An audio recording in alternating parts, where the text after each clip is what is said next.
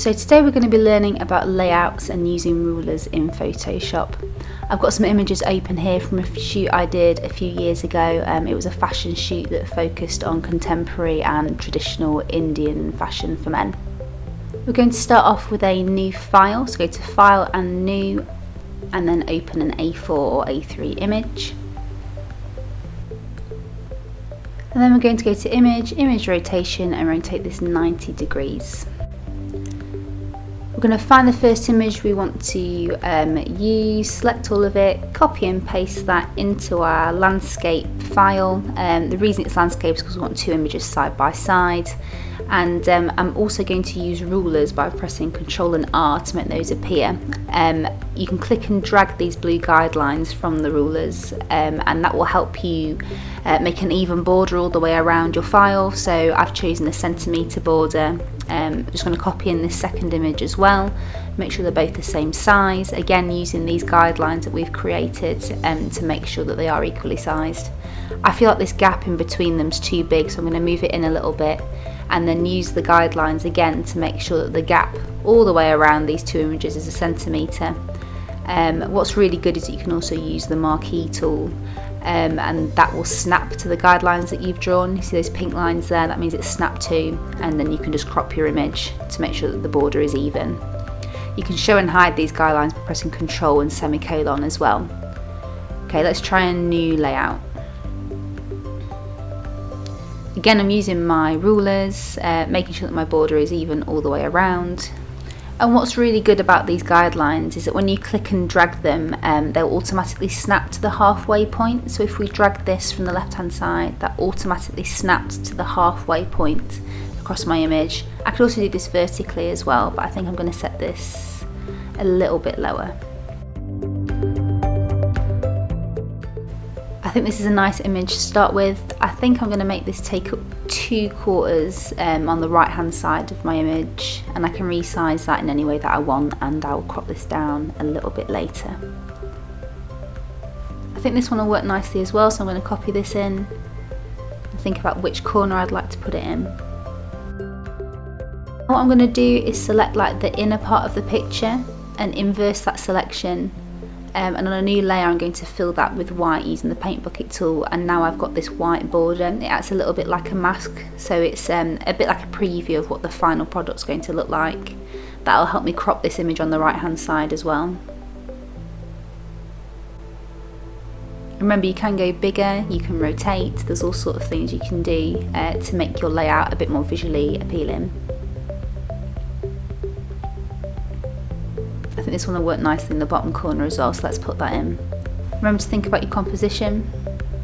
I'm going to have this one centrally within his little box in the corner, and now I'm going to use the marquee tool to trim those edges that are overlapping into other parts of the image. You'll see that the guidelines are turning pink, and that's when we know that the marquee tool has snapped to the guidelines, so we know that that line is parallel to all the other ones that we've drawn. I think I'm going to rotate this a little bit, I think it looks better. So there's my finished edit. Even though I divided the image into 4, doesn't mean you have to put 4 images in. I used 3 that time.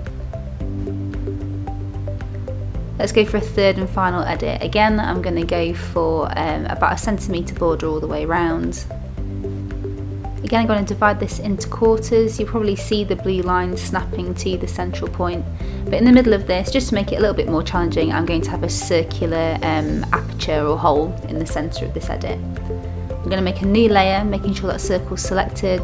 I'm going to inverse the selection, and then I'm going to fill the outer part pink, just because I know this is something that I definitely won't forget to turn off because it's so different to the rest of my images. I think we're going to put this guy in the circular aperture in the middle. So let's paste him in. And now if I resize this and drag the layer with him on underneath this aperture that I've made, he's now like poking out the hole. So let's resize him, put him in there.